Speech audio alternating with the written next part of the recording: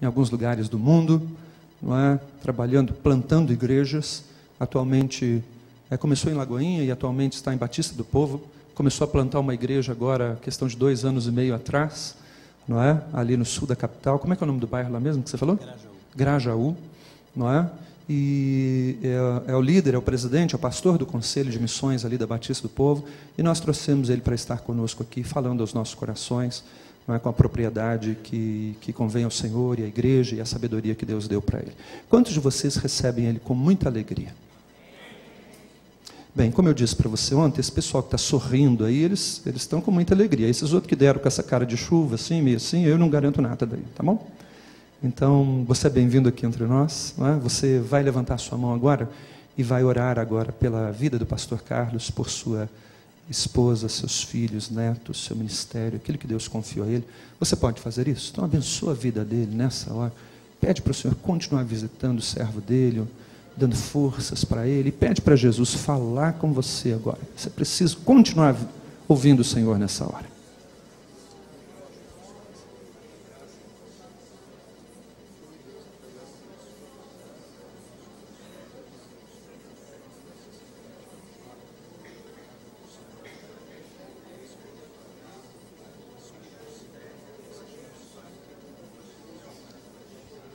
E que o nome poderoso de Jesus seja glorificado aqui. Amém e amém.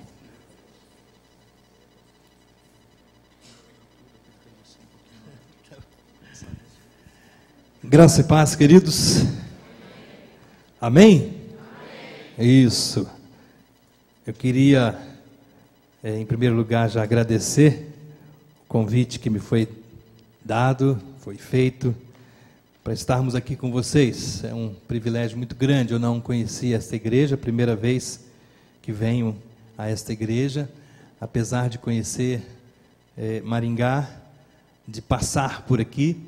Primeira vez que estive aqui pregando na Igreja Presbiteriana do Brasil, em 89. Depois, alguns anos depois, estive novamente aqui e preguei em algumas outras igrejas, mas foi muito rápido, passagem sempre muito rápida. Mas uma coisa, desde a primeira vez que eu passei por aqui, não sai do meu coração, é que para mim, essa é a cidade mais gostosa do Brasil, viu? Eu sempre falo para Deus assim: Deus, por que o Senhor não me leva para uma cidade dessa? Deus só arruma os negócios para mim que é meio estranho. De vez em quando Ele me coloca em umas coisas boas também, mas é por pouco tempo. Para os irmãos terem uma ideia, eu e minha esposa, tenho uma esposa, tenho 2 filhos, o mais velho é casado, mora em Londres e está lá, temos já 2 netinhos, menino novo ainda com 26 anos de idade, já nos deu 2 netinhos. Missionário é assim, né? Vai povoando a terra, glória a Deus. E a bênção, também temos uma filha, 22 anos, solteira ainda, viu, os rapazes aí, rapazes que pelo menos têm 500 células aí, pode se candidatar sem problema, estamos aí para abençoar. E Deus nos deu o privilégio de morarmos na Inglaterra durante 12 anos, nos tornamos britânicos, e meus filhos também, os netos nasceram, já estão tudo com o passaporte vermelho lá. Eu falei, que privilégio que Deus faz, né? E durante esse tempo, Deus nos levou para ali para fazermos um trabalho com a Missão Antioquia. Éramos os diretores da base da missão, pastoreando 35 missionários em 11 países. Então viajávamos muito ali pelo leste europeu, Oriente Médio, norte da África e Ásia. Então um trechinho pequeno, né? E durante algum tempo ficamos pastoreando os missionários, e depois Deus nos levou, nos trouxe de volta, na verdade, para a Igreja Batista da Lagoinha, porque estávamos ligados à Igreja Batista da Lagoinha. Durante 15 anos fomos pastor ali, nessa área de missões e plantação de igrejas, e Deus nos deu o privilégio de irmos para a Índia abrir um trabalho que durante 7 anos ficamos ali cuidando de meninas na cidade de Bombaim, uma região muito difícil. meninas que estavam envolvidas na prostituição. Não sei se você sabe, mas a Índia é um país diferente demais do nosso país. O hinduísmo é a religião principal, mais de 800 milhões de hindus dentro daquele país. A mulher, por exemplo, ela não tem voz ativa. Aliás, o hinduísmo crê que a mulher não tem alma, né? Às vezes eu falo assim, de vez em quando parece que algumas mulheres parecem que não têm alma, mas isso é só brincadeirinha, né? Mas lá na Índia, isso é verdade. E isso é tão verdade que a mulher não tem voz ativa. E por causa disso, elas são tratadas como ninguém. Então, muitas das meninas de famílias, elas são vendidas para bordéis, lugares de prostituição. Os pais recebem o dinheiro e a partir dali, então, a vida daquela menina, daquela mulher, vai ser uma vida de desgraça, de dor, de aflição. Muitas delas que nós conseguimos tirar dali do antro de prostituição, elas começam nessa atividade aos 10, 12, 13, 15 anos de idade, e a coisa vai se espalhando de uma forma terrível. E ali na Índia nós temos um grande problema. A maior bomba atômica da Índia se chama AIDS. E praticamente nós temos lá um percentual de 40% da população infectado com HIV. É uma situação assim delicadíssima. E tudo ali cheira morte. No norte da Índia, lá na cidade de Varanasi, que é a cidade que é considerada o cinturão hindu daquele lugar, onde você encontra os templos hindus. Eles estão instalados ao longo do rio Ganges, aquele rio sagrado. Todo o esgoto daqueles templos cai dentro do rio. Na beirada do rio você vai encontrar pilhas e pilhas de madeira, onde eles cremam os corpos e jogam as cinzas no rio Ganges. Alguns animais são jogados ali também, porque o rio é sagrado. E às vezes você encontra corpos também, pessoas em deterioração, e é uma coisa assim triste. E as pessoas tomam da água, escovam os dentes, fazem todas as necessidades naquele rio.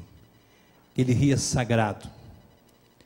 E é uma situação assim deplorável você ver isso numa nação que tem mais de 1 bilhão e 200 milhões de pessoas. É um desafio muito grande. E Deus nos deu a graça de estarmos cuidando de crianças que estavam sendo vendidas no comércio da prostituição. Abrimos 5 casas lá, que tirávamos as meninas dos lugares onde elas estavam e transportávamos elas para outras partes da Índia, como a cidade de Hyderabad, que fica no sul, no norte, tínhamos lá em Calcutá, e também em outras cidades onde criamos alguns lugares que nós chamávamos de casas-lares, onde então colocávamos essas meninas. Antes de continuar aqui um pouquinho, eu queria que você abrisse a palavra do Senhor. Ontem eu comecei a falar um pouquinho sobre Atos capítulo 29, não é? E muita gente aí começou a abrir a Bíblia em Atos 29 e parece que houve um problema. Não acharam o capítulo 29 de Atos. E eu fiquei muito desanimado, porque, poxa vida, o pastor Josimar sempre passando lá por São Paulo, sempre ele está ligado ao pastor Jonas, falando que essa igreja é uma igreja abençoada, que todo mundo conhece bem a Bíblia, não é? Está cheio E de repente ninguém encontrou o capítulo 29 de Atos. Você encontrou aí? Alguém encontrou? Não ouvi. Alguém encontrou? Porque esse capítulo é tão especial, que ele está sendo cumprido por você.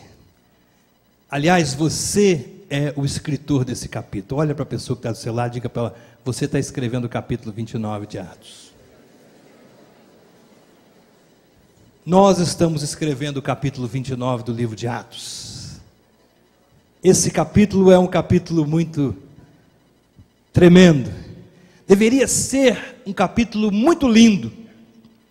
Deveria ser um capítulo impactante. muito mais do que nós estamos vivendo nos dias de hoje. Aliás, se você for ver, até o capítulo 28 de Atos, de capítulo 1 até o capítulo 28, a igreja que nós chamamos, entre aspas, igreja primitiva, a gente fica pensando assim, primitivo, né? Tão começo, parece que tudo era meio rústico, difícil, tal, primitivo, povo primitivo, mas parece que aquele povo primitivo, ele nos causou e tem nos causado até hoje um ciúme tremendo, porque quando nós olhamos para a igreja, essa igreja chamada igreja primitiva, nós vemos algumas qualidades desta igreja que nos desafia, que nos empolga, que nos faz pensar: que igreja é essa? Onde aconteciam milagres, onde muitas pessoas eram salvas, onde havia uma grande comunhão, onde pessoas, elas estavam tão juntas, tão ligadas umas nas outras, como essas cadeiras que eu percebi aqui, elas estão entrelaçadas umas nas outras, não é? Eu falei assim, puxa, quem deu essa ideia aqui foi muito boa, né? Deixar bem juntinho aí os irmãos, as cadeiras tudo bem entrelaçadas, mas a igreja primitiva era tão unida, que eles não consideravam nem o que tinham seu, nenhuma pessoa lá dentro considerava essencialmente a sua posse, aquilo que eles tinham deles. A Bíblia diz que eles pegavam as suas posses, vendiam, traziam o dinheiro aos pés dos apóstolos, porque eles tinham uma missão a cumprir. Eles estavam entendendo que aquela missão era urgente, que aquela missão era a mais importante missão da vida deles, e eles tinham tido ali uma oportunidade de Deus, para que através das suas vidas, eles chegassem aonde Deus mandasse. E eles fizeram isso com uma grande propriedade. E foi tão tremendo que não chegamos ao capítulo 15 de Atos, nem a metade, por exemplo, porque são 28 capítulos, e já estavam falando que aqueles que tinham transtornado o mundo inteiro, tinham chegado até ali, estavam chegando em tudo que era lugar, atingiram a Ásia, atingiram a Europa, atingiram tantos lugares. Império Romano naquela época tão forte, de repente eles se dão em conta de que estava havendo ali um grupo chamado cristãos, e eles colocaram lá, denominaram eles cristãos, porque não foi Deus que deu esse nome, mas alguém denominou cristãos, pequenos cristos, porque se pareciam com Jesus, se pareciam com Ele, e por causa da identidade, a identificação com Jesus, aonde eles passavam, algo acontecia. Pergunta para a pessoa que está do seu lado assim, parece conosco, não é verdade? Igual a nossa igreja, glória a Deus. Não precisa sussurrar não, pode falar com fé, senão ele nem vai acreditar. Pode falar mesmo com propriedade, igualzinho a nossa igreja. Que coisa linda é quando você olha para os Atos dos Apóstolos, você vê que em 3 anos de ministério, quantas pessoas, quantos discípulos que Jesus teve? Quantos? Em 3 anos de ministério ele cuidou de quantos? 12. E quando Jesus então, ele morre, ressuscita e é assunto aos céus, e ele envia o Espírito Santo, quantos estavam lá naquela noite, ou naquele dia, ou naquele movimento de oração lá no cenáculo? Quantas pessoas tinham lá? Mais ou menos 120. Você já parou para pensar? 12 para 120, quantos por cento você acha que foi o crescimento? Quantos por cento? 1000. Olha o crescimento que Jesus trouxe, com 12, o crescimento já pulou para 120. Daqui a pouco, um pouco tempo, ali a coisa foi caminhando, e nos primeiros 10 anos ali de igreja, sabe o que aconteceu? De 120 foi para 3 mil, daqui a pouco foi para 6 mil, e a coisa foi crescendo. Quando se viram, em pouco tempo, em 10 anos, eles tiveram um crescimento de mais de 5.000%. Negócio espetacular. Olha para a pessoa que fala do seu lado, diga assim: parece com a nossa igreja. O pastor está abrindo já o segundo culto, glória a Deus. Que coisa linda você olhar e ver. Parece que aquela igreja continua nos impactando. Pergunta para o seu irmão assim do seu lado, assim, bem tranquilo, fala para ele assim: quanto tempo se passou já? Pergunta para ele.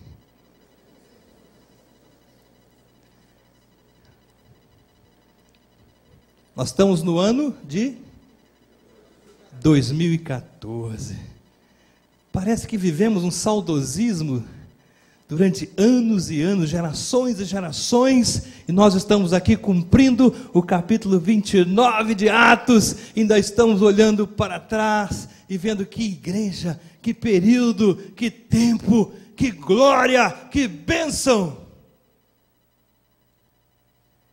Sabe, queridos, precisamos aprender algumas coisas, ou talvez voltarmos no tempo e entendermos que mesmo com grandes descobertas, grande desenvolvimento que o mundo teve nesses anos todos, que grandes coisas aconteceram, contudo, a palavra de Deus permanece a mesma. Ela é imutável. Os princípios de Deus não mudam. Hoje as grandes igrejas, nós estamos assim, com templos maravilhosos. Eu fui de uma igreja, da Igreja Batista da Lagoinha, em Belo Horizonte. Quando cheguei na Lagoinha, nós éramos 2.000 e poucos membros. Depois de 15 anos que eu saí da Lagoinha, nós éramos 25 mil. Hoje a Igreja da Lagoinha, lá em Belo Horizonte, está com 55 mil membros. A igreja cresceu muito. Nós tínhamos lá 12 cultos nos domingos. Casa cheia, vários salões. Houve um domingo em que o pastor Márcio estava pregando pela manhã. Nós éramos 7 mil pessoas, porque a nave principal da igreja dá 7 mil pessoas sentadas. E ali, de repente, veio um garoto, subiu, o púlpito é um pouco alto, não tem escadas, e ele foi, tirou o paletózinho dele, tirou o sapato e botou no púlpito. De repente veio um outro, colocou uma chave de um carro. Daqui a pouco veio um outro, tirou o relógio. Daqui a pouco veio um outro e tirou outra vestimenta. E aí foi tirando. Quando o pastor Márcio percebeu, o púlpito estava cheio. Naquela manhã foi mais de 5 mil relógios, não sei quantos carros. As pessoas estavam dando ali roupas e joias e anéis e tudo. E ele falou assim: mas eu nem falei nada sobre levantamento de ofertas. Naquela manhã o Espírito Santo de Deus começou a trazer algo muito forte naquela igreja, compungindo as pessoas a estarem voltando-se para aquilo que Deus queria realizar em Belo Horizonte e aonde Deus estava mandando. O Espírito de Deus começou a tomar aquele lugar e algo grande aconteceu naquela igreja. Aqueles relógios foram dados para o nosso centro de formação missionária, lá os missionários, alunos que estavam fazendo o curso conosco lá, e olha, eles começaram a vender para pagar as suas mensalidades, e viraram comerciantes, missionários comerciantes, para pagar as suas mensalidades. Mas foi um negócio assim tremendo, que Deus foi fazendo na igreja naquela manhã, trazendo a atenção da igreja, de que o Espírito de Deus estava vivo, e Ele passeia, Ele anda no meio do seu povo. Ele é Deus, Ele é Senhor da igreja. Sabe, queridos, quando eu olho para o livro de Atos, eu vejo um Deus vivo, um Deus que anda na igreja, um Deus que age na igreja, um Deus que fala com a igreja, um Deus que orienta a igreja, um Deus que guia a igreja, um Deus que faz uma obra tremenda através da sua igreja. E foi o próprio Jesus quem declarou, dizendo que as portas do inferno não prevaleceriam contra a sua igreja. Mas hoje nós estamos vendo algumas coisas um pouco diferentes desses primeiros 28 capítulos de Atos.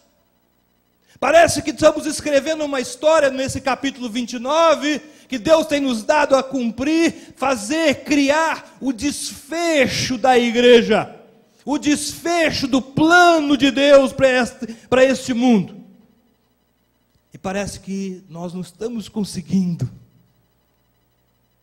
Com toda a tecnologia, você hoje sai daqui de São Paulo, cidade de São Paulo, pega um avião, um jato, 10 horas de voo, 12 horas de voo, você está do outro lado do mundo. Se apertar um pouquinho mais, daqui a pouco você chega numa outra parte tão remota. 10, 15 horas você está do outro lado. Você hoje aperta um botão e você tem informações assim que são maravilhosas, pode te informar de tudo. Aliás, quem precisa de muita informação, quem precisa de muita orientação, né? Se ele tiver qualquer dificuldade, não precisa nem pagar às vezes até um médico, né? Hoje em dia tem até o Dr. Google aí, está resolvendo as coisas. Tem gente que vai para o Dr. Google. Poxa, eu estou com uma coceira aqui, deixa eu ir lá ver o que o Dr. Google vai me dizer. Urticária, o que é urticária? Urticária é pá. Ah, então eu vou lá na farmácia, tudo resolvido. Dr. Google resolveu. Os dias são tremendos, de uma intelectualidade, de um materialismo fortíssimo, e que nós estamos vivendo aí regaladamente. Mas parece que a atuação da igreja não está no mesmo patamar. Parece que alguma coisa está acontecendo. E quando olhamos para o livro de Atos, precisamos voltar a pensar ou repensar acerca de alguns cuidados, de alguns princípios que aquela igreja vivia, e que fazia com que ela chegasse aonde o Espírito de Deus a levava, e chegava com impacto. Era uma igreja relevante, e a Bíblia diz que eles caíam na graça do povo. As pessoas entendiam que aquela igreja era algo diferente. Ali não precisava o Dr. Google, ali só precisava de um doutor, era o Dr. Espírito Santo, porque o resto era feito, era atingido. Deus estava no meio da sua igreja, e as coisas aconteciam. Eu lembro que há alguns anos atrás, muitos anos atrás, essa região do Paraná aqui, tivemos um avivamento tremendo aqui. Em Maringá mesmo, muitas igrejas foram levantadas nesse período, com o poder de Deus. Pessoas, muitas das vezes, entregavam seus bens, vendiam tantas coisas, e vinham e investiam dentro da missão da igreja. Porque tinham um entendimento de que o tempo estava próximo, de que a missão da igreja era a prioridade da sua vida. Mas hoje nós mudamos isso.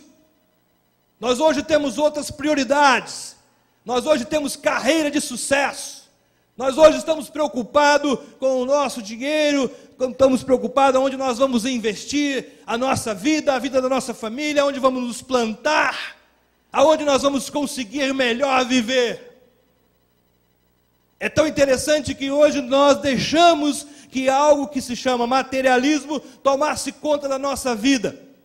E se você olhar para o Novo Testamento, se você olhar quando Jesus, nos Evangelhos, começa a orientar os seus discípulos, você vai ver que ele gasta ali muito tempo falando com os seus discípulos, cuidado com o materialismo.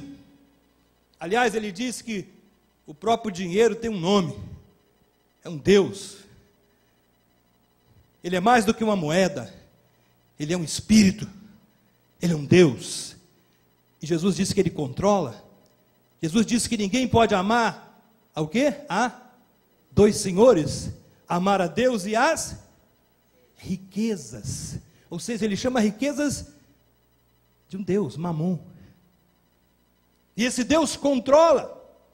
E ele chega a falar para os seus discípulos: olha, discípulos, cuidado, vocês cuidado para não ir por esse caminho, vai chegar dias, olha, cuidado que aonde estiver o seu tesouro, aí estará o seu coração, não se preocupe com isso, vocês valem mais do que os passarinhos, do que as ervas do campo. Buscai em primeiro lugar o reino de Deus e a sua justiça, e as demais coisas serão acrescentadas a vocês.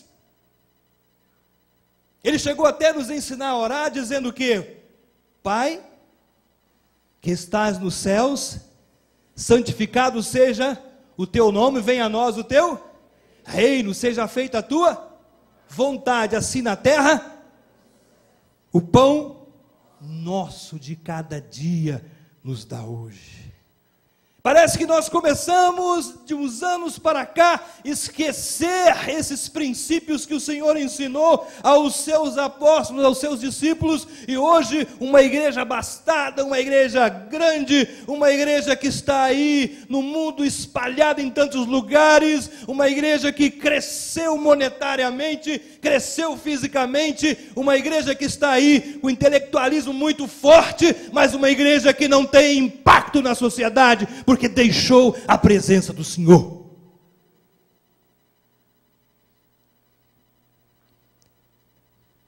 Uma igreja que é mais submissa aos homens do que submissa a Deus. Uma igreja que questiona Deus e a sua palavra. Eu sei muito bem o que é viver num lugar de intelectualismo. Durante 5 anos fui enviado lá para a Inglaterra, trabalhei na cidade de Oxford, fiz um curso na Universidade de Oxford, e ali eu percebi que o intelectualismo é um domínio tremendo sobre a vida de muitas pessoas. Inclusive dentro da Universidade de Oxford nós temos uma faculdade teológica, e na faculdade teológica temos homens catedráticos tremendos ali dentro, conhecem de tudo. E esse mesmo professor que um dia veio nos dar aula e falar exatamente sobre a expansão da igreja, falar sobre o Espírito Santo, e intelectualmente, teologicamente, algo maravilhoso. Mas quando você vai conversar com a pessoa e perguntar para ela quem é o Espírito Santo de Deus, quem é Jesus para ela, parece que não faz muito sentido. A fé parece que não está muito compatível com a vida prática. E é exatamente o que nós estamos vivendo nos dias de hoje. Olhamos para trás, vemos uma igreja forte, uma igreja que seguia os princípios da palavra de Deus e que causava impacto na sociedade e no mundo, e que até hoje nós aqui sentimos saudade. Até hoje nós estamos sendo guiados pelos princípios que essa igreja de Atos dos Apóstolos viviam, trabalhavam cotidianamente, eles andavam de acordo com a vontade de Deus. Olhando para trás, porque nós precisamos olhar para trás para fazermos um futuro melhor, dentro da visão que Deus tem para nós, de aprendizado. Olhamos para frente, mas se não tivermos um retrovisor para olhar para trás, se torna um perigo às vezes dirigir o carro.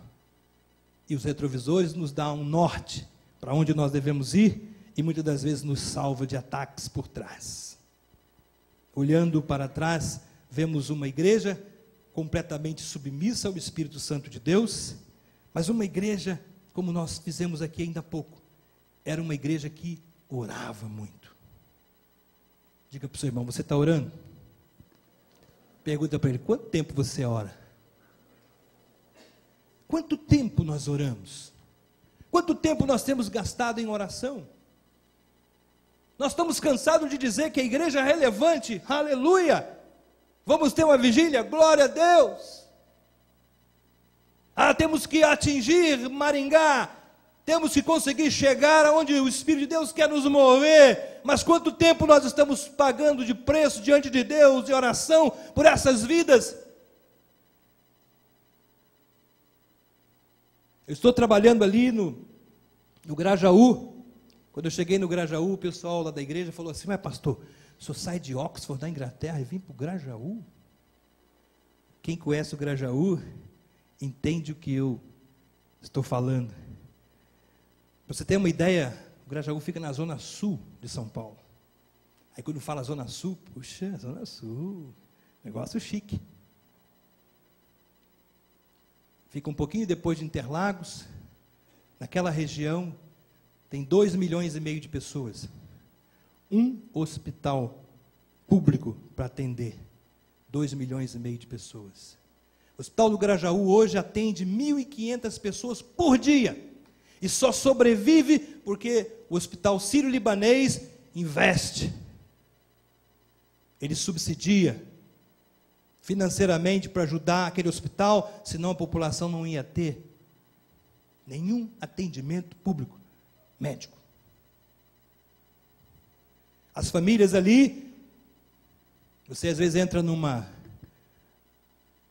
terreno, aí você vê a primeira casa, daqui a pouco começa a andar mais, aí vem outra casa, quando você vai ver, tem 30, 40 metros de fundo, moram 4, 5, 6, até 10 famílias ali dentro.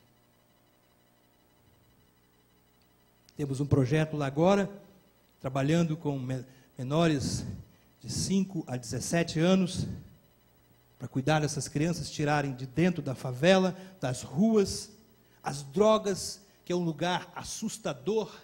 O Grajaú, em São Paulo, é um lugar assustador para muita gente, porque é muita criminalidade, muita criança sofrendo abuso sexual. Atendemos na igreja todos os dias situações de abuso. O conselho tutelar daquela região, um conselho tutelar em toda a região, fica de frente da nossa igreja.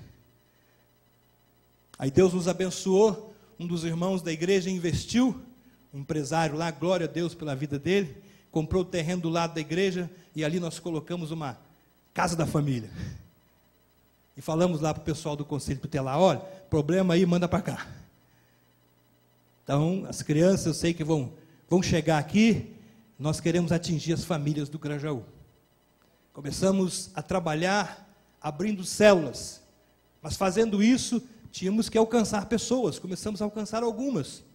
Alcançamos um deles, esse rapaz estava vivendo uma vida terrível, uma culpa terrível, caiu em depressão, menino bom, mas a família estava indo pelo ralo. Estava quase se separando da esposa, havia tido um problema sério entre eles. Para ele levantar e ir no banheiro, a mãe e a esposa tinham que levá-lo para dar banho nele, era uma situação delicada. E aí trouxeram ele, vieram para uma célula primeiro, a célula chegou na casa dele, e lá começaram a orar por ele, depois arrastaram para a igreja, e quando veio para a igreja, começamos a orar, e Deus foi libertando. Eu chamei ele e falei: olha, eu tenho um trabalho para você. Aí ele falou: mas eu estou em depressão. Eu falei: não tem problema não, a depressão vai sair. Trouxe ele. Hoje ele é o líder do projeto, com 250 crianças. Ele é o líder, está lá, trabalhando. Hoje é líder de célula. Hoje ele é supervisor de 6 células na igreja. Temos 25 células na região. Deus começou a fazer algo assim tremendo, porque parece que Deus, Ele fica satisfeito quando você, meu irmão, minha irmã, está cumprindo a maior missão desse planeta. A maior prioridade da sua vida. Aquilo que você deveria colocar como foco na sua vida, o centro da sua vida, o estilo da sua vida. Porque ser crente não é estar numa classe social. Ser cristão é ter o Espírito Santo dentro de você, dizendo para você: filho, vai por aqui, faça isso, faça aquilo, e nós vamos atingir aquilo que eu tenho planejado. As pessoas estão pensando que ser crente hoje é estar com uma blusa, uma roupa, algo muito bonito, ou um uniforme, falar bonito, que é muito legal, mas não querem trabalhar. Esqueceram que a missão que eu e você temos é fazer o quê? discípulos. E para fazer discípulos, precisamos de orar. Olha para o seu irmão e diga para ele, ó, vamos orar? Diga para ele assim, ó, oração é trabalho. Aliás, eu quero dizer para você que oração é o trabalho mais difícil da igreja. É tão difícil, tão difícil, tão difícil, que tem pouquinha gente que ora. Pouca gente que se envolve com ela. Porque é difícil. Falamos bonito sobre oração, fazemos conferência de oração, chamamos pessoas para falar de oração, dizemos, não, vamos orar. Agora pergunta para o seu irmão assim, quanto tempo você ora? Pergunta para ele, você está satisfeito com a sua vida de oração? Sem oração não tem ação. Orar e ação. Oração é um conjunto.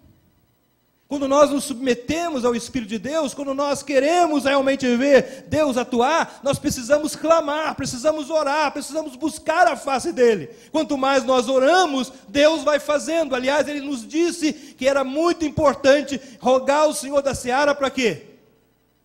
Para enviar ceifeiros, né? Não é cearense, não, é ceifeiros. Para a sua seara. Porque a seara é o quê? Grande, os ceifeiros são poucos. Oração é algo imprescindível nas nossas vidas. Mas a igreja cada dia ora menos. Eu lembro que quando eu cheguei em Londres, nós fomos para uma escola para fazer um treinamento de inglês. Naquela época, como missionários, a gente tinha um sustento muito pequeno, porque a cidade era muito cara. Nós tínhamos saído do Brasil, eu, minha esposa e mais o meu filho, com 2 anos e meio, e a minha esposa ficou grávida. Na última semana que nós estávamos saindo do Brasil, ela teve a notícia, você está grávida. Aí ela, aleluia, tem misericórdia de mim, Senhor. Foi para a primeira viagem internacional. E a primeira viagem internacional que a gente sai daqui, vai pela Alitalia. Naquela época tinha classe de fumante e classe de não fumante. E aí a Alitalia faz aquela bênção de nos colocar na classe de fumantes. Imagine para uma mulher grávida na classe de fumantes, 12 horas naquele avião. Que coisa maravilhosa. Minha esposa chegou lá em Londres, quase vomitando as tripas, né? Uma situação delicadíssima. Aí em Londres descobrimos que tinha mais um voo para a gente pegar, que era para a cidade de Birmingham. Falei, oh meu Deus, vamos para Birmingham ainda. Chegamos em Birmingham, tínhamos saído do Rio de Janeiro de manhã, nós estávamos em Belo Horizonte, viajamos para o Rio, pegamos avião no Rio até para Itália, até Londres, até Itália, desculpa. Da Itália fomos ainda para Londres, de Londres fomos para Birmingham. Eu falei, gente, nunca chega a esse lugar. Que viagem internacional terrível. Só que deixamos o Rio de Janeiro com 40 graus, chegamos lá em Birmingham, no norte da Inglaterra, com -5. Sem nenhuma blusa. Não sabíamos que lá era frio. Olha os missionários. Isso é vida missionária. Chegamos lá, aquele frio, o irmão da missão foi pegar a gente, e a gente batia o queixo. No dia seguinte, quando a gente acorda, tudo branco lá fora, eu falei, o que é isso? Estou no céu. Falei para minha esposa, nós já chegamos no céu. Aí o irmão que falava português, inglês, mas trabalhou na Guiné, falou com a gente, ô irmão, isto aqui não é o céu, isto aqui é neve. Eu falei, eu nunca vi isso, não tinha visto, não sabia o que era neve. Aí descobrimos que o nosso filho já estava com uma infecção no nariz, aquela mudança de clima foi um negócio terrível. Foi uma experiência assim terrível. Eu falei, agora nós estamos aqui, agora nós temos que encarar. Senhor, tem misericórdia de nós. E começamos então a trabalhar. Fomos estudar numa escola. Eu lembro que quando a escola alugou uma casa para nós, chegamos naquela casa, em Londres, ao lado morava paquistaneses, indianos, era uma região só de indianos. Eu falei, gente, isso aqui é Inglaterra ou é Índia? E aí, meu filho viu uma menininha andando de bicicleta na rua, e ele olhou, pai, eu quero uma bicicleta. Eu falei, opa, agora não dá, Felipe, estou sem dinheiro. Você esqueceu que nós somos missionários? Falar isso para uma criança de 2 anos e meio é complicado, não é? Aí eu olhei para ele e falei, meu filho, faz o seguinte, ora para Jesus, ora para o Pai do céu, que Ele vai te dar. E você acredita que ele levou a sério aquele negócio? Eu achei que ele não ia levar, não. Chegou na hora da refeição de manhã, aí, vamos orar? Vamos. Aí ele falou assim, papai, deixa eu orar, então ora. Pai do céu, obrigado por esse dia. Pai do céu, eu quero uma bicicletinha, igual daquela menina, assim. Aí eu fiquei olhando, falei, gente. Aí, na hora do almoço, voltamos, ele de novo, papai do céu, blá, blá, blá, e começou todos os dias, na janta, em todas as refeições, deixa eu orar, papai do céu, eu lembro da minha bicicletinha, e ele ainda foi específico, eu quero com rodinha e azul, porque a dela era rosa. Criança brasileira é joia, específico. O tempo foi passando, algumas semanas, aí eu cheguei para minha esposa e falei, olha, vamos se juntar ao Felipe nessa oração, porque está ficando complicado. E se essa bicicleta não vem? Olha só que missionário cheio de fé. Aí minha esposa falou, então vamos ajudar ele. E começamos a orar todos os dias. Um belo dia, estamos lá na escola de inglês, o telefone toca, lá na secretaria, alguém me mandou me chamar. O pastor Carlos, lá do Brasil, tal, da igreja da Lagoinha, Aí fui lá, era um amigo, pastor, estava indo embora da Inglaterra, já tinha feito o seu curso, estava voltando para o Brasil. Ele falou, Carlos, fiquei sabendo que você está aí na escola, que bom que você está aí, sua esposa, tal, você vai gostar, a escola é assim, assado, tal. Eu estou indo embora para o Brasil e peguei minha mobília, já estou dando para muita gente, e eu lembrei que você tem um menino de 2 anos e meio. Eu falei, eu tenho um presente para ele. Eu falei, é mesmo?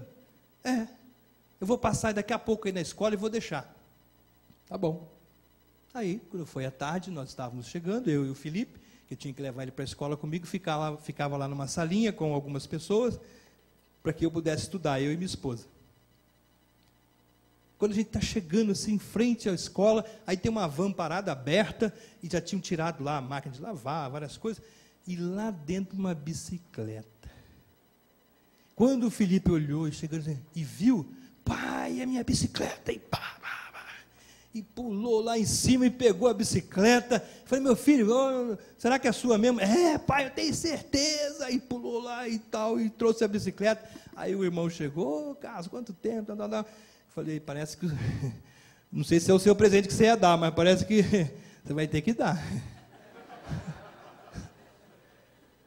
Ele falou, não, é isso mesmo, rapaz, fiquei sabendo que você está aqui, trouxe a bicicleta, olha, não sei, alguma coisa falou comigo se seu filho precisava de uma bicicleta aqui. Aí eu falei, já sei quem falou para você. Parece que Deus, Ele move. A gente canta uma música que diz assim, move as águas, Senhor, move as águas. Ele move. Aliás, vou dizer uma coisa para você, querido irmão e irmã, Deus move o mundo por você. Eu estava na Inglaterra, no norte de Londres, na sede da missão Antioquia, que eu era o diretor da missão. Um dia veio a notícia do Brasil. A missão mandou um e-mail para mim dizendo, olha, esse mês não tem sustento para você, as igrejas não mandaram, e nós não temos nada para mandar. Naquela hora, eu falei, Deus, quem me mandou para cá não foi a missão, não foi a igreja, foi o Senhor. Meu negócio é com o Senhor. O Senhor falou que ia me sustentar. Então, falei com a minha esposa, esse mês não tem salário. Não tem as contas. Vamos orar. Um dos irmãos da missão era um inglês, amigo, andava muito conosco, estava sempre lá. Eu falei, Len, vamos estar orando aqui as manhãs, aconteceu isso e isso. Irmão, vamos orar então, tal. E todas as manhãs, naquela semana, comecei a orar. E, no final daquela semana, tinha um grupo de brasileiros indo para a Inglaterra para fazer um trabalho com algumas igrejas britânicas e de intercessão. Eram 28. E a nossa missão estava responsável de pegar esses 28 brasileiros lá no aeroporto, levá-los até a cidade onde nós estávamos, hospedá-los na casa de vários irmãos ingleses, e então estávamos ali para cuidar disso. E fui até o aeroporto, então, buscar esse pessoal. Levamos um ônibus, um micro-ônibus lá, 28 pessoas, tal, e aí eles foram entrando lá no ônibus, e eu percebi que um deles não entrou no ônibus, ficou por último, e era um pastor, assim, bem baixinho, de Florianópolis. Ele ficou atrás do ônibus assim, eu falei, ô irmão, vamos embora, entra aqui, porque temos que sair. Ele falou, não, eu queria falar com o irmão, fiquei aqui de propósito, por favor, chega aqui. Eu falei, o que aconteceu? Ele falou, olha, é o seguinte, nossa igreja, nós estávamos orando por esse trabalho aqui. E à medida que nós íamos orando lá em Blumenau, em Florianópolis, Deus foi nos falando que havia uma necessidade aqui na sua família. E Deus colocou no nosso coração de que você e sua família estão precisando de um recurso. E nós resolvemos então orar, mas também fazer a nossa parte. E nós levantamos uma oferta, e essa oferta eu estou aqui, eu sou o portador e quero entregar na mão do irmão. Entregou o envelope. Aí eu olhei para ele, agradeci, coloquei no bolso do paletó e tal, oramos ali, agradeci a Deus, a vida dele, a igreja e tal, fomos embora. Depois que eu coloquei todo mundo hospedado nas suas casas, estava indo embora para casa, cheguei em casa e contei com minha esposa o que tinha acontecido, tal. Aí eu lembrei, e teve um irmão lá de Florianópolis, assim, ele me deu um envelope, disse que tinha mandado uma oferta para nós. Naquela época, eu estava, na verdade, necessitado de $1.000 para estar tendo condições de sobreviver no mês. Aí quando eu abro o envelope, aquela oferta de $1.000 estava lá dentro. Exatamente o valor que Deus estava nos dando. Eu achei que eu ia ouvir um glória a Deus. Puxa, está derrubado, não está, meu irmão? O pessoal não dá nem uma ajudinha aqui também. Ô pastor, puxa vida. Sabe aquilo, eu fiquei feliz. Mas vou dizer para você que eu fiz igual você. Glória a Deus. Sabe o que marcou a minha vida? Não foi aquele dinheiro. O que marcou a minha vida foi que eu me ajoelhei lá, numa cidade chamada Frinton-on-Sea, na parte oeste da Inglaterra. Eu clamei a um Deus que foi falar lá em Florianópolis, atravessou o Atlântico todo, foi na cidade de Florianópolis, num bairro que eu nem sei aonde, numa rua que eu também não sei, numa igreja que eu nem conhecia, com um pastor que eu nunca viu, e falar para ele, olha, meu servo lá do outro lado do mundo, tem uma necessidade, e levanta isso aqui, porque eu quero que chegue lá. Puxa, agora eu ouvi um amém. Queridos, esse Deus, que é o Deus da igreja, Ele é o Deus que move o mundo, as nações por você, porque Ele leva a sério a prioridade da sua missão.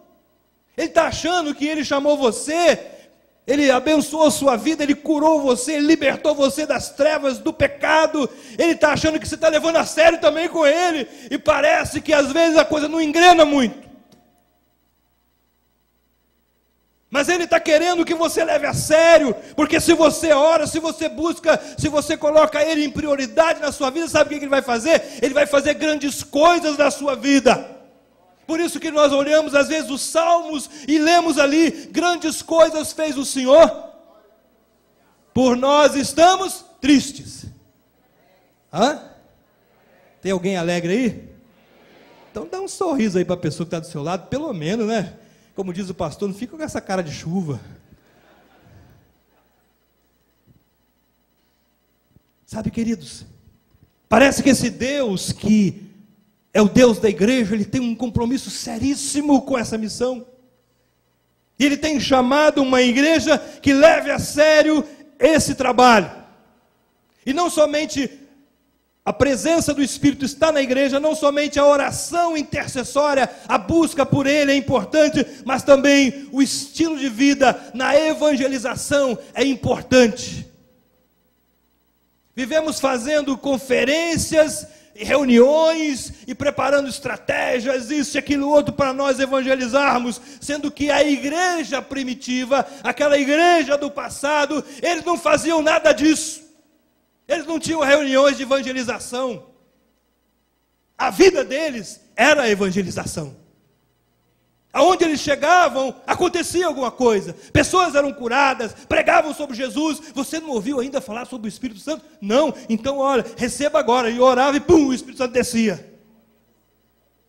Ah, você não ouviu falar ainda da presença de Jesus Cristo, o Filho de Deus, que morreu lá na cruz do Calvário, e que Ele está vivo, que Ele ressuscitou, Ele está aqui, é mesmo? Como é que é esse negócio? Vem cá que eu te ensino. Pum, vem cá. E vão batizar você, e a pessoa aceitava Jesus, e já era batizado, e já se agregava no meio do povo, e ali, a vida deles era um estilo de vida. Não havia conferência de evangelização. Havia um Espírito Santo dentro deles. E havia um estilo de vida. E sabe o que acontecia? Eles tinham, fala para o seu irmão assim, bem baixinho assim, paixão pelas almas. Sabe o que é isso? Paixão pelas almas. Irmãos, eu fico impressionado de ver que tem crente que ele sai na rua, quando ele vê um outro crente, ele passa para o outro lado da rua. Alguma coisa está acontecendo. De vez em quando tem gente que chega lá na igreja e fala, pastor, fulano de tal, está assim, assim, assado. Ó, abre o olho com ele, viu? Eu estou abrindo o olho com você, irmão. O que está acontecendo? Ué? Ah, mas fulano de tal, eu não estou me dando com ele. Crente que não se dá com o outro. Aí eu falei, o que é isso? É interessante quando o apóstolo Pedro, ele nega Jesus, e Jesus vai atrás dele. Jesus vai lá para a praia, depois de ressurreto, prepara uma refeição gostosa, de longe o Pedro, ô Jesus, ô Senhor, desce do barquinho dele e vai lá até Jesus. Aí Jesus falou assim, que bom que você está aqui, viu, Pedro? Aí Jesus começa, ele faz 3 perguntas para Pedro. A primeira ele fala assim, Pedro, como é que ele perguntou? Tu, como é que é? Você me ama? Aí Pedro, pô, mas Jesus, que pergunta, né? Claro, Jesus, você sabe que eu te amo. Qual foi a resposta de Jesus? Vamos falar mais alto? Deixa eu falar para você uma coisa. Se você quer viver uma vida cristã abundante, olha para a pessoa que está do seu lado e diga assim para ela, você tem que gostar de gente. A maior prova de amor que Jesus pede de nós é gostarmos de gente. Hoje nós estamos dando o luxo de dizer assim, não, eu vou botar uma casa bem longe que eu não quero nem estar perto da igreja. Tem alguém que escreveu uma frase e disse assim, viver na terra, viver no céu com os crentes, ó que glória.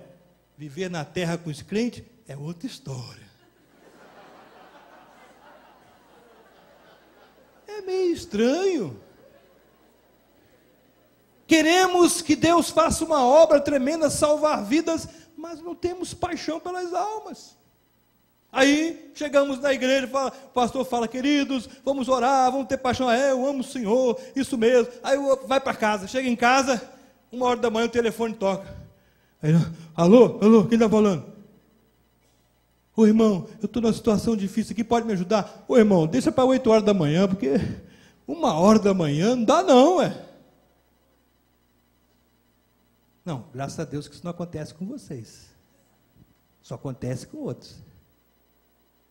Estava na Inglaterra um dia, 2h da manhã, o telefone toca.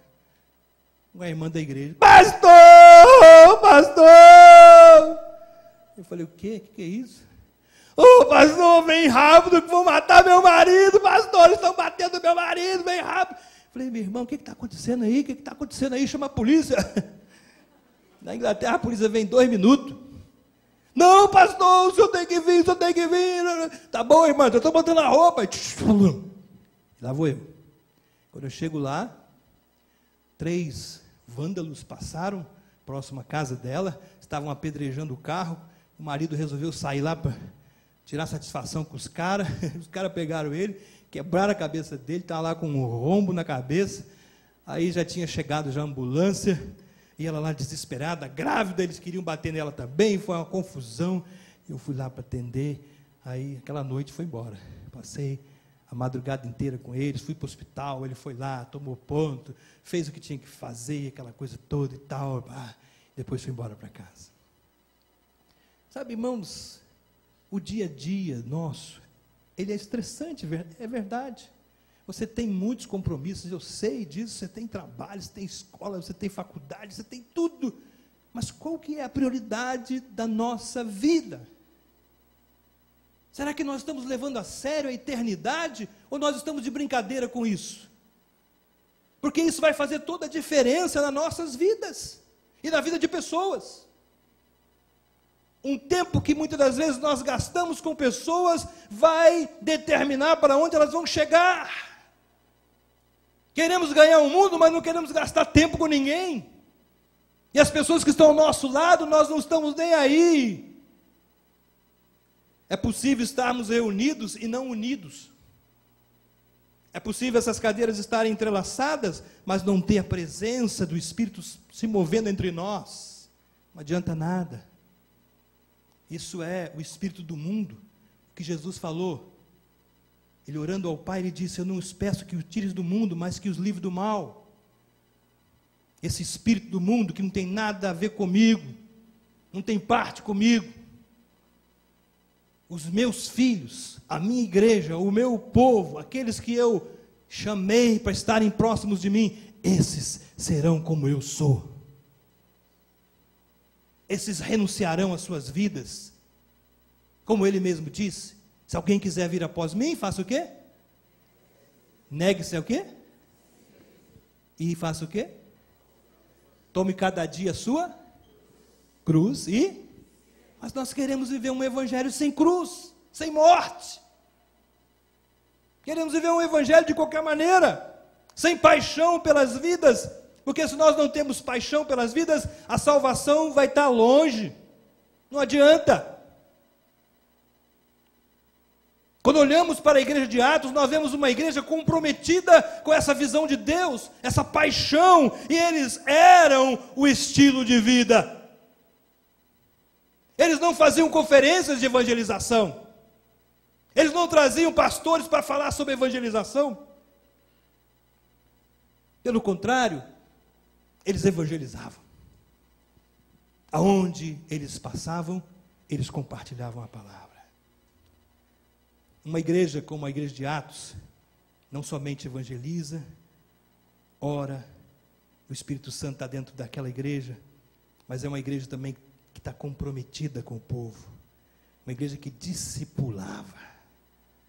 Se a prova de amor que nós temos que dar ao Senhor é amar as vidas, porque é isso que Ele nos pede. Se você me ama, cuide das pessoas. Pedro, tu me amas? Apacenta, cuida das pessoas. E perguntou pela segunda vez: tu me ama? Amo o Senhor sabe que te amo. Então cuida das minhas pessoas, ali cuida das pessoas, apacenta. Pela terceira vez, Jesus fez a mesma pergunta: Pedro, tu me amas? Ele se entristeceu tremendamente. Tu sabes todas as coisas, Senhor. Ele repetiu mais uma vez: apacenta, cuida. Olha para a pessoa que está do seu lado, pergunta para ela: quem que você está cuidando? Tem gente que nem ouviu. Estranho, né? Cuidar, apacentar, é algo muito importante. Eu queria dizer para você nessa noite algo muito especial sobre o cuidar. Eu quero que você guarde isso no seu coração, porque isso faz toda a diferença, porque fez na minha vida de pastor, na minha vida como membro de igreja, na minha vida como cristão, porque essa prova de amor que nós damos ao Senhor, ela precisa estar vindo com algumas coisas muito importantes. Eu quero dizer para você, em primeiro lugar, não existe amor sem serviço. Diga para a pessoa que está do seu lado, não existe amor sem serviço. Sabe como é que os homens, os maridos, provam o seu amor pelas esposas? Alguém já, os casados aqui, sabe a linguagem do amor? Sabe, não sabe? Geralmente o marido fala, mulher, eu te amo. Aí sabe o que ela vai responder? Ela vai dizer assim, você já consertou a gaveta do guarda-roupa? Mas mulher, você sabe que eu te amo. Pois é, então conserta a gaveta do guarda-roupa. Mas quanto tempo está essa gaveta? Não sei, mas deve ter quase 1 ano e você não olha para ela, não sei o quê. Mas eu te amo, mulher. Ela não entende. Bem, vocês não têm esse problema aqui. Já vi que é diferente. Pastor, sua igreja está de parabéns, viu? Graças a Deus. Não existe problema aqui, gente. Você chega para a mulher e diz, eu te amo. Ela fala assim, já comprou o que eu te pedi?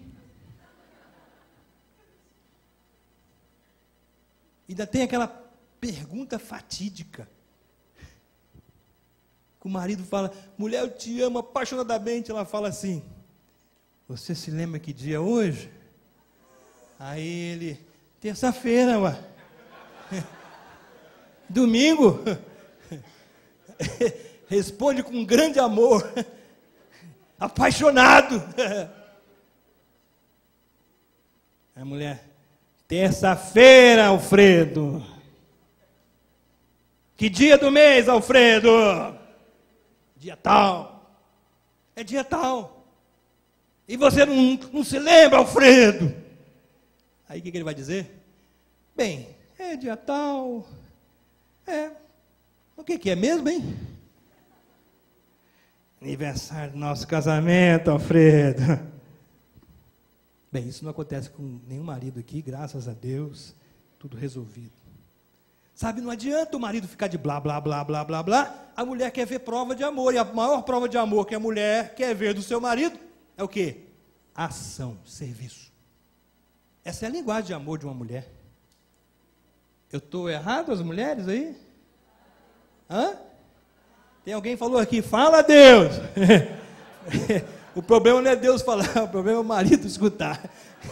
Às vezes você tem que orar para Jesus desentupir aí o negócio. Às vezes acontece aquele negócio, né? Uma mulher está falando, ou então às vezes Deus está falando, e o marido está lá sem sinal nenhum, né? Está igual atinho vivo. Sem sinal. Eu costumo dizer lá em São Paulo, a viva é morta. Oh, Jesus, tem misericórdia. A realidade. Sabe a realidade da prova de amor? Não existe amor sem serviço. Fala para o seu irmão, querido, não existe amor sem serviço. Pedro, tu me amas, então cuida de gente. Se você me ama, cuida de gente. Se você me ama, cuida de pessoas. Aliás, o Elton, faz favor, vem aqui, Elton, vem cá. Isso. É o único homem que eu conheço aqui na igreja. Depois do pastor, é o único nome que eu sei. Faz assim comigo, Elton. Faz assim. Faz assim, isso. Pode chegar. Agora você vai fazer isso aí na pessoa que está do seu lado. Faz assim, né? Ó. Assim, gente. Fala assim, eu gosto de gente. Gente boa. Só não olha para ele, porque vai ficar complicado, né? Gente. Obrigado, Elton. Nós precisamos. Querida, a maior prova de amor que nós damos para o Senhor da igreja é amar as pessoas, ter paixão pelas vidas. É gente.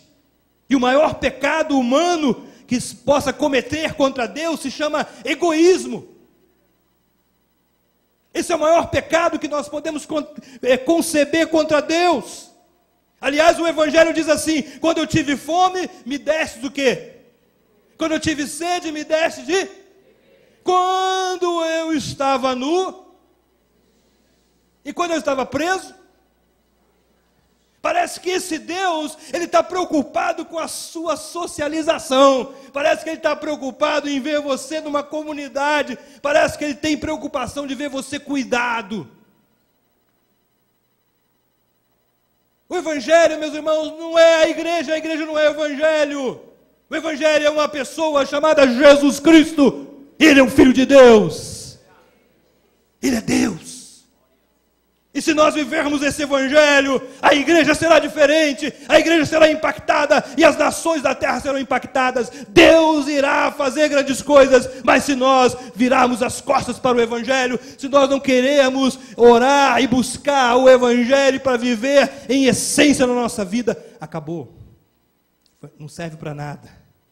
Por isso que Jesus diz: aquele que quiser salvar a sua vida, vai perdê-la. E quem perder a vida por causa do Evangelho, vai ganhá-la, vai achá-la. Por isso Jesus perguntou 3 vezes a Pedro: tu me amas? Sim, Senhor. Olha para a pessoa que está do seu lado e diga assim: não existe amor sem serviço. O pastor está aqui, ele faz aí conferências, não é? Se nós olhamos a realidade da igreja, não só aqui, mas a igreja no mundo, o pastor precisa implorar voluntários da igreja. Aliás, essa palavra voluntário eu não vejo na Bíblia. Porque quando a pessoa se converte, ele passa a ser o quê?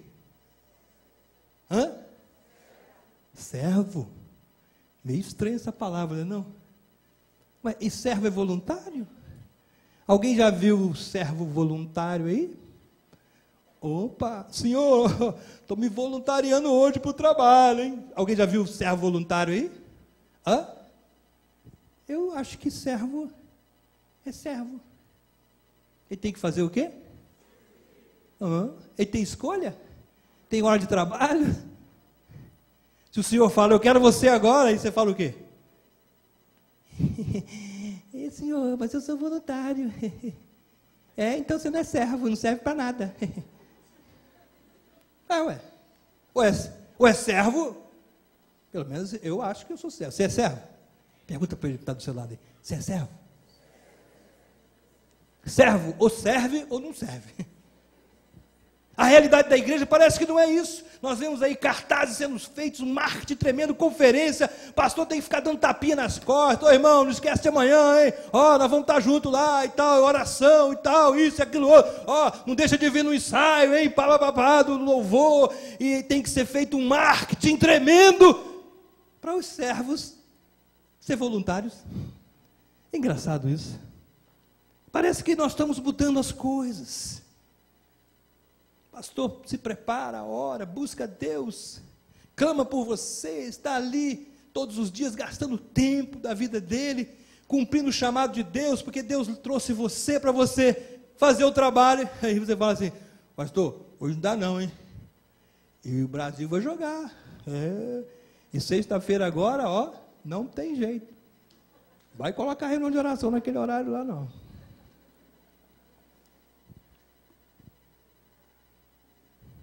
Olha para o seu irmão, diga para ele: querido, vai orar, irmão. Vai orar. Quem sabe botando a boca no pó ainda há esperança. Vai orar, vai jejuar, vai clamar. Em segundo lugar, não existe. Se não existe amor, ou a prova de amor sem serviço, não existe serviço sem compromisso.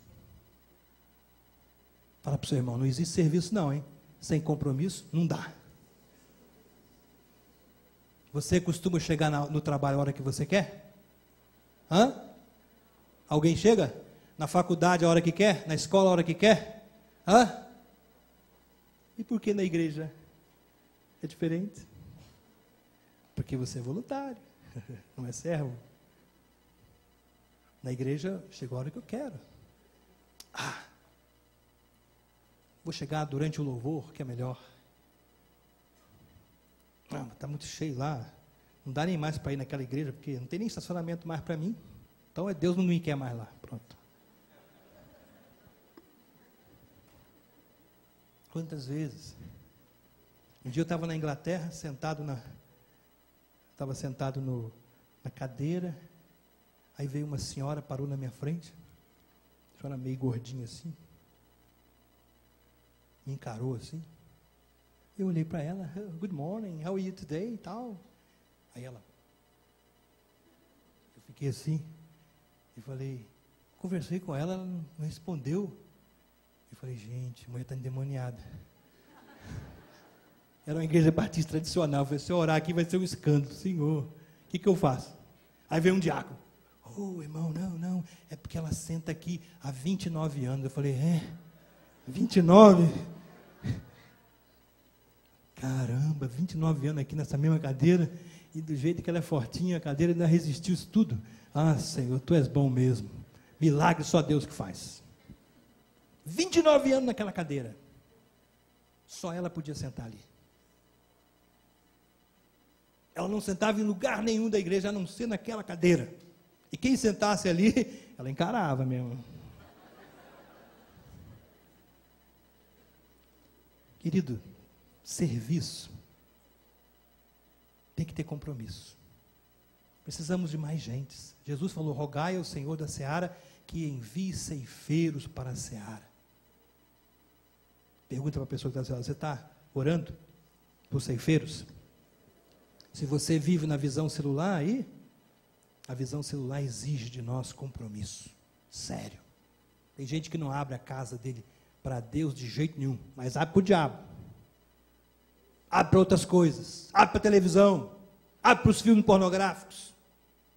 Abre para o Facebook. Para a internet. Cheia de promiscuidade e outras coisas mais. Mas ele, não, meu sofá custou R$5.000, tal.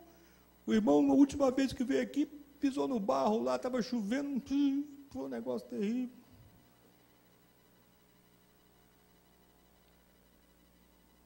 Queridos, queremos ver a ação de Deus na nossa vida, queremos ver esse Espírito mover a igreja, queremos ver um avivamento nessa igreja, como? Com essa atitude?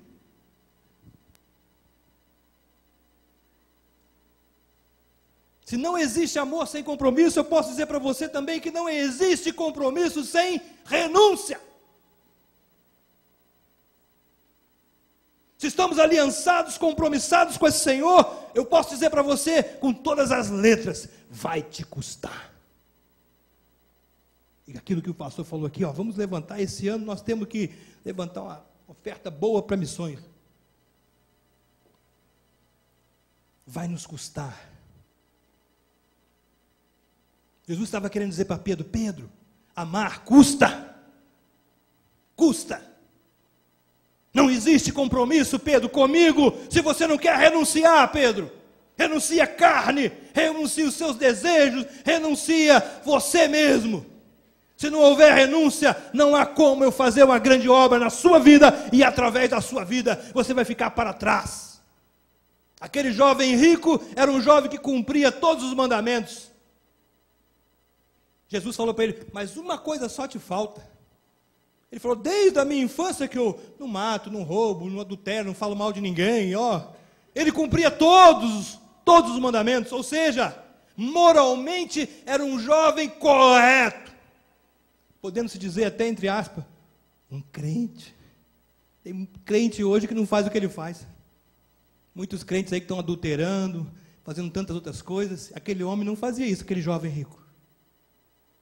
Mas, no entanto, o que Jesus falou para ele? Uma coisa te basta, te falta. Vai, vende tudo que você tem. O que você faz? Dê aos pobres, depois vem e faça o quê? Me segue. E o que ele fez? Só foi. Foi. Como diz muita gente na gíria, né? Fui. Não voltou. Querido, compromisso sem renúncia não vale. A Bíblia diz que se o grão de trigo não morre, não cai na terra e não morre, fica ele só. Mas quando cai em terra e morre, ele produz muitos frutos. Você precisa morrer para os seus valores da carne, morrer para os seus valores pessoais, e começar a viver para o Senhor, e dizer, Senhor, eis-me aqui, eu quero ser um crente fiel ao Senhor. Quem ama seu pai ou sua mãe mais do que a mim, não é digno de mim. Quem ama seu filho ou sua filha mais do que a mim, não é digno de mim. E quem não toma a sua cruz e não vem após mim, não é digno de mim. Quem quiser salvar a sua vida, perdê-la. Quem todavia perder a vida por minha causa e do Evangelho, salva-la. Fica de pé, por favor.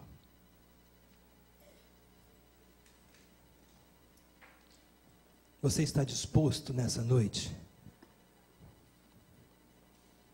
a fazer uma aliança com Deus? Você está disposto a morrer pelo Senhor mesmo? Dizer ao Senhor: Senhor, conta comigo mesmo. Vou dar meu tempo. Eu vou me cansar e desgastar nessa obra, essa missão que o Senhor me deu. Porque Ele não deu a mim, ao pastor Josimar ou a outros pastores, Ele deu a toda a igreja, Ele deu a você. Não existe obra missionária sem trabalho, sem renúncia, sem compromisso, sem serviço. Não há possibilidade de fazermos a obra de Deus prosperar. Se nós formos olhar para esta igreja primitiva, todos os apóstolos tiveram morte trágica. Todos. Se olharmos na história da igreja, vamos ver os grandes homens de Deus que também foram pelo mesmo caminho. Mas eles sabiam em quem eles estavam crendo, eles sabiam o que Deus tinha para eles. Os primeiros missionários que vieram para o nosso país, sabe, queridos, eles se deram por essa nação. Eu conheci uma igreja presbiteriana do Brasil, na cidade de Canhotinho, próximo a Garanhuns, no estado de Pernambuco. Meu pai nasceu naquela cidade, Canhotinho. Uma cidade que tem uma prisão agrícola. Quando você fala em Canhotinho, eles falam da prisão. Só que ninguém fala que lá, em 1898, chegou um missionário americano. 1898, ele e sua esposa eram missionários americanos e foram trabalhar em Canhotinho. Abriram a igreja presbiteriana ali, abriram uma escola porque ela era professora, e ele abriu um hospital porque ele também era médico, e fizeram um trabalho lindíssimo naquele lugar. Aquela igreja presbiteriana está lá até hoje, na cidade de Canhotinho, uma cidade de 20 mil habitantes, imagine em 1898. Hoje você chega lá, Canhotinho é outra coisa, e a igreja está lá, um pastor abençoado, ele fazendo um trabalho lindíssimo. Eu chorei ali, queridos. Sabe, eu olhei para mim e falei, se Deus levantou um casal de americanos em 1898, na América, nos Estados Unidos, viver naquela época, já não era fácil aqui no Brasil, imagine na América lá, com aquele glamour tremendo, o cara sair de lá e vir para aqui, para o nosso Brasil, em 1898, se você for ao Nordeste brasileiro, hoje, você vai ver coisas que você não quer ver, e você vai sair de lá correndo tremendamente, você vai dizer assim, ah, Maringá, como você é linda, eu não saio desse lugar. A minha paixão, gente, era vir para cá, mas parece que Deus não quer. 1898, alguém pagou o preço, querido, por você. Talvez você não saiba, mas você é resultado da oração desses missionários, clamando pelo Brasil, clamando por você, buscando a Deus, dizendo, Senhor, salva essa nação, salva esses brasileiros, salva esse povo, e hoje você está aqui, mas você não sabe que alguém pagou o preço da oração, alguém pagou o preço da vida, e isso é continuamente no Evangelho do Senhor, até cumprirmos a missão. Como eu posso viver regaladamente, confortavelmente, sabendo que o mundo inteiro está sob júdice, que em qualquer momento a ação de Deus sobre as nações da terra vai trazer um juízo terrível, e eu e você seremos culpados disso?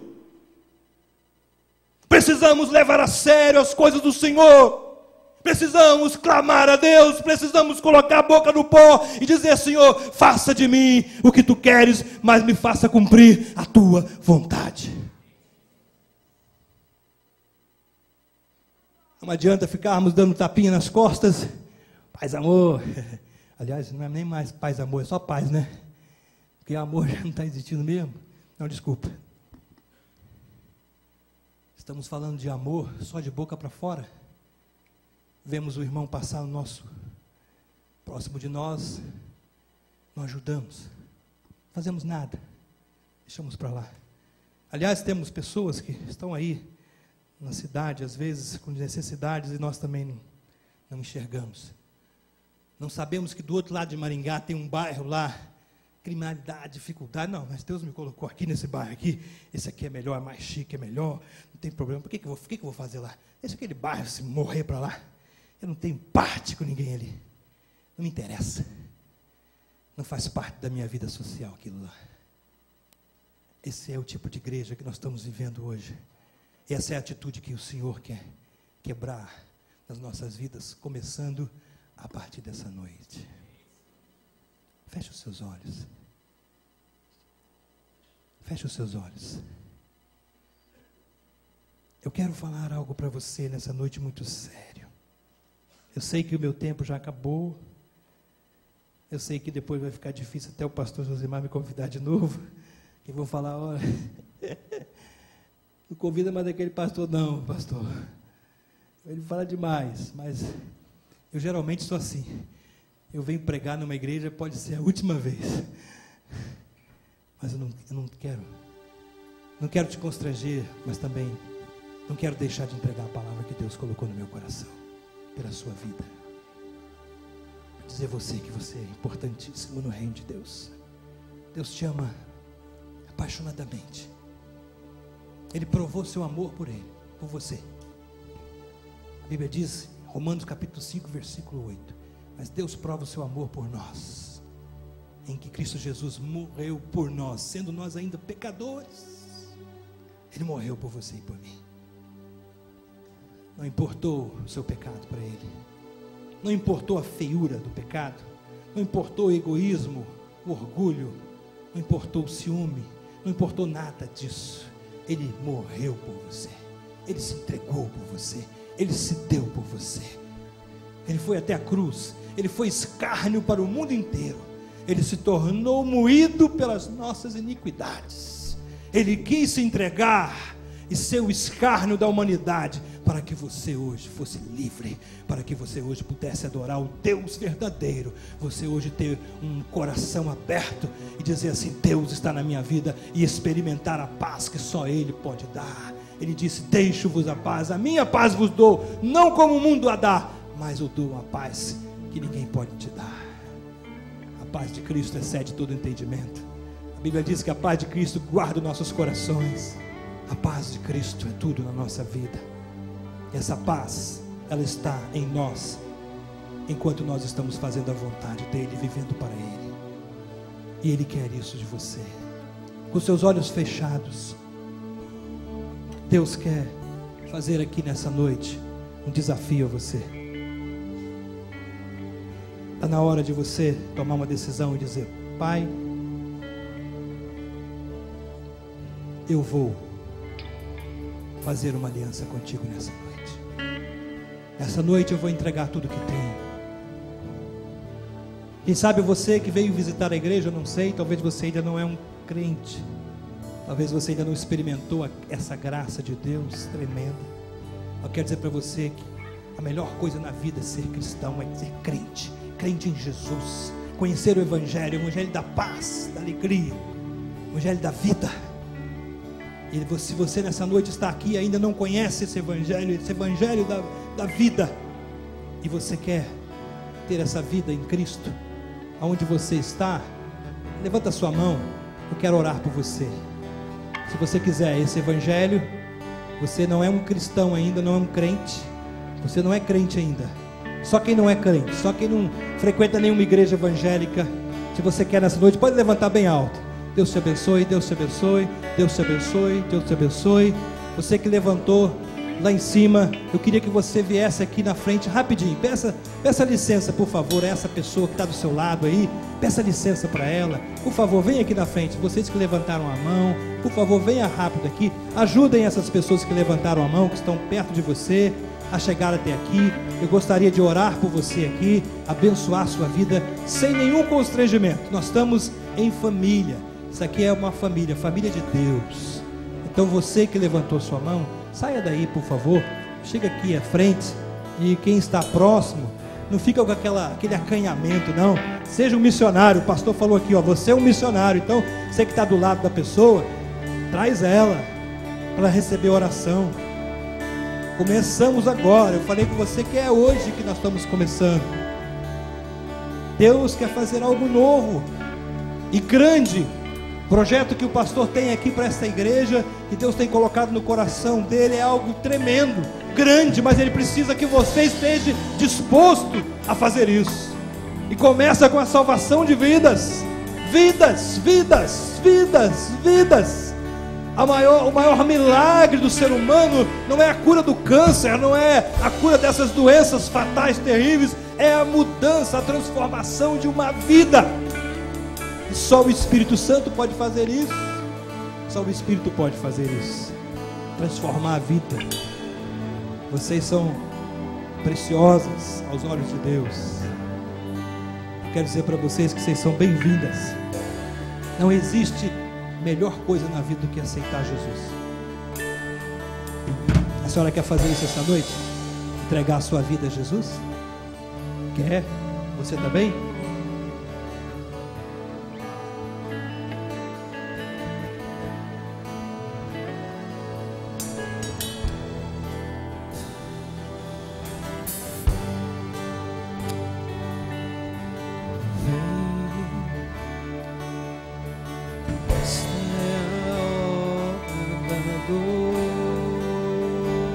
Deus vai ter que fazer uma obra muito grande nas nossas vidas, querido.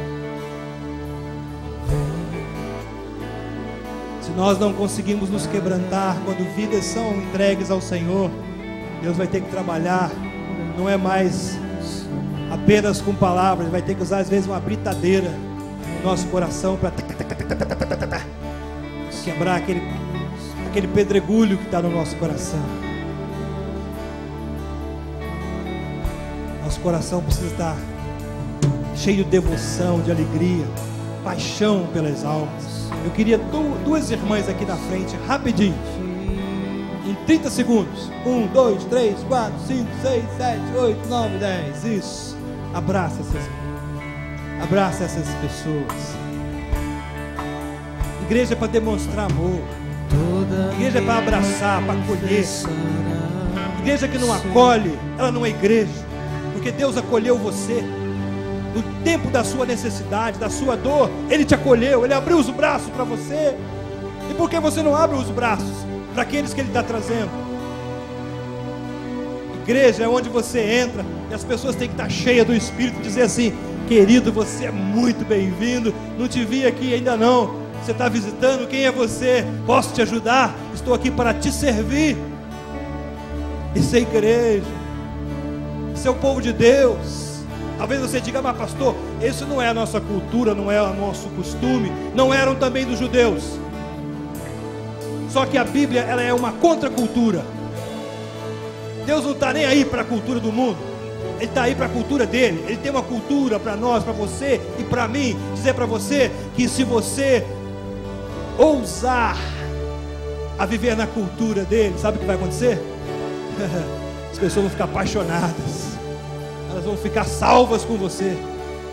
Aonde você chegar, a presença de Deus vai chegar junto. Porque você vai viver a cultura celestial de um Deus vivo,